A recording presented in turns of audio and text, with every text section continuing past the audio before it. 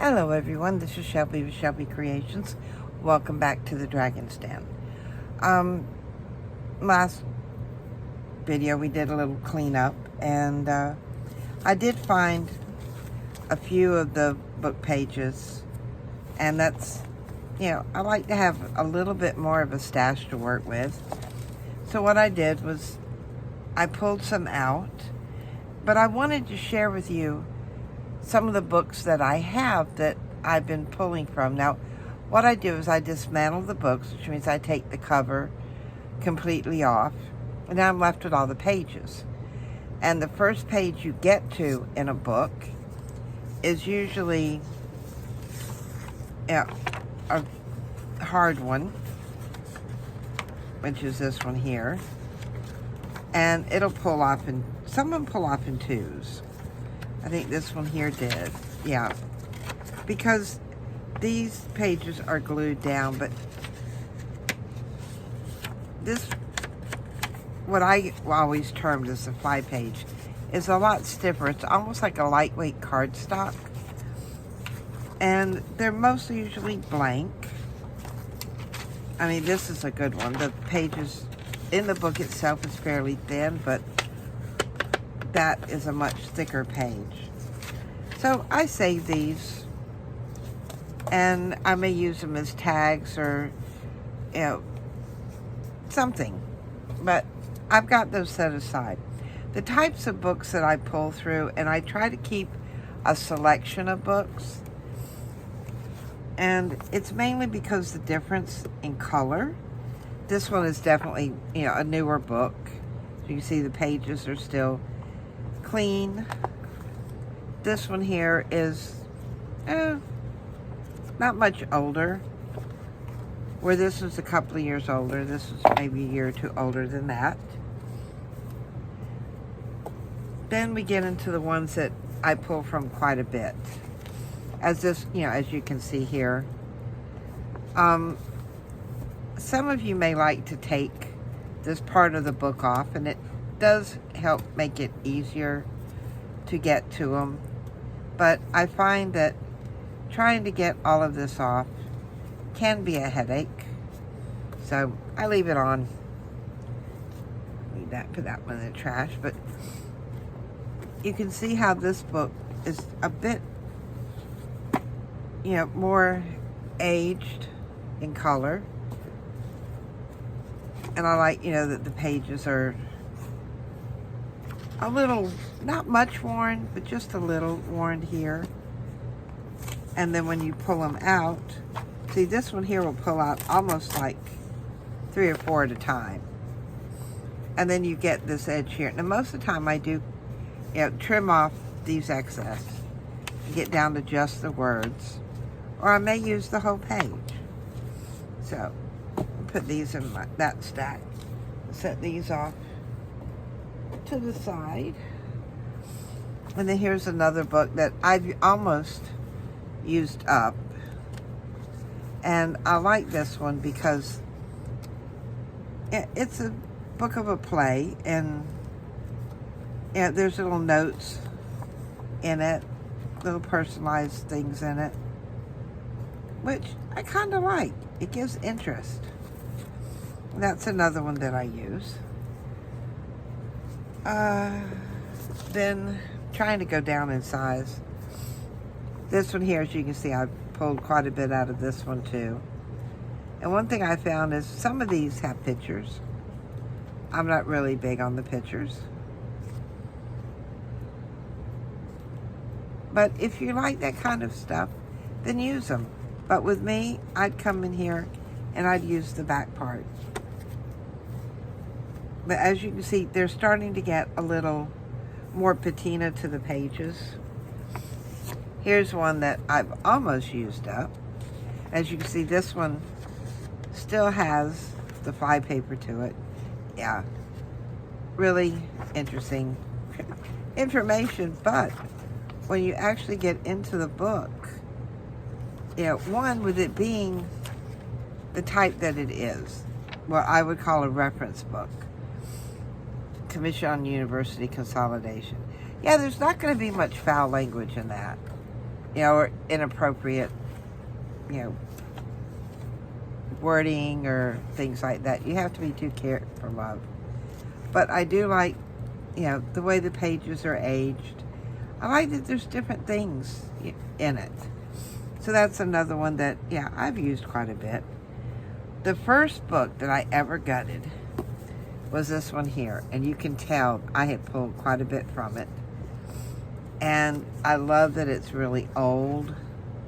This one was 1900 and something. I never did find a date in it. I don't think it's going to show anything. But you see all these blank pages towards the back? Those are great. Especially for collaging.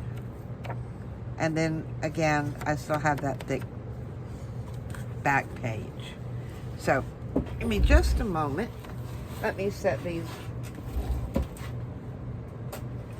back in my drawer. Because I have a little 2-drawer filing cabinet that they're in the bottom drawer of it. My printer sits on it. So as you can see, when I pull some, look at all the different colors of papers that we have. I mean, it's fantastic. We have different weights. We have thin paper. We have thicker book papers. See, that was just... Here's one of the other 5 papers. See, that one had a page. I don't know if I can... Yeah, it'll let me pull that off. And then I'm left with this. And I like the seashells. Not sure where I'll use it, but I do like it. So I'll put that over there with the other ones. But there's more that we can do with these papers. But when it comes to ones like these from the really, really old book, you see how when it tears, it tears unevenly. The pages do crack. They are kind of fragile. But then that could be the same with any book page. But what I like to do with them, besides, of course, these are some of the newer ones, as you can tell. I will use them to ink things, if I'm using my glue stick, I'll put one of these under it. And then I save the page. I simply tore the outside out,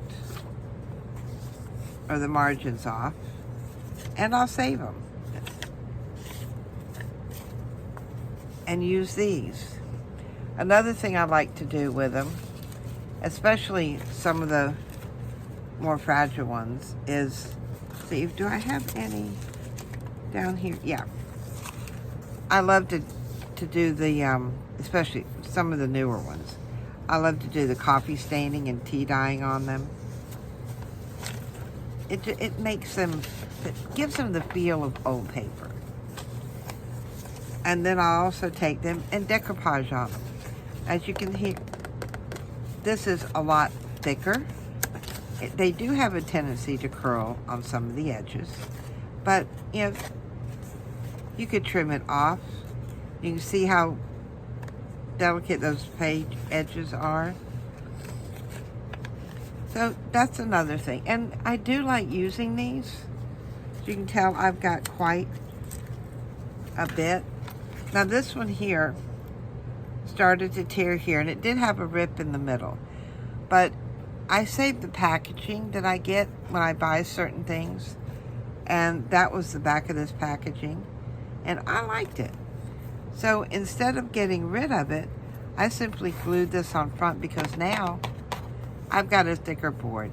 That's great for tags. Yeah, and these are some of the other ones with the different napkins. And that one I was gessoing. I had to find somewhere to get the excess paint off my brush. There it went.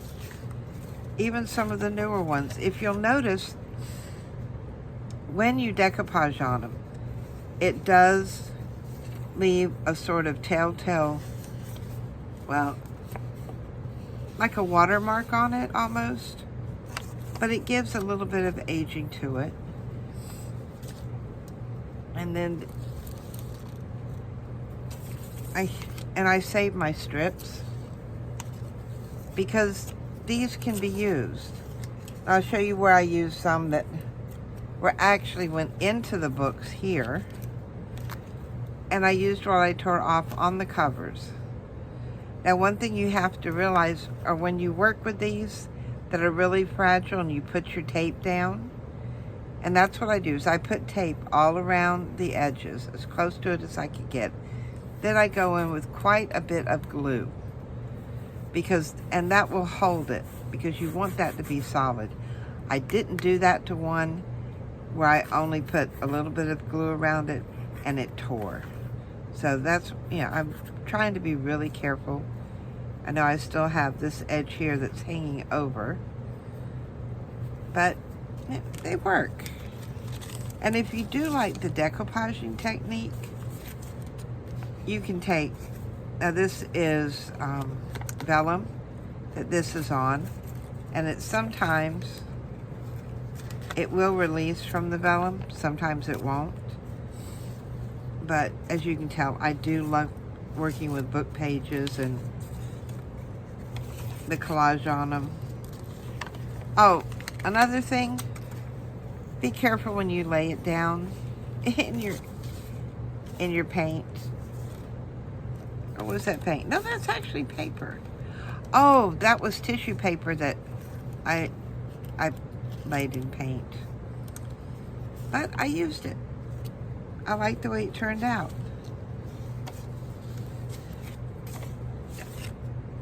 See, there's one with the picture on it, so I'll use this side.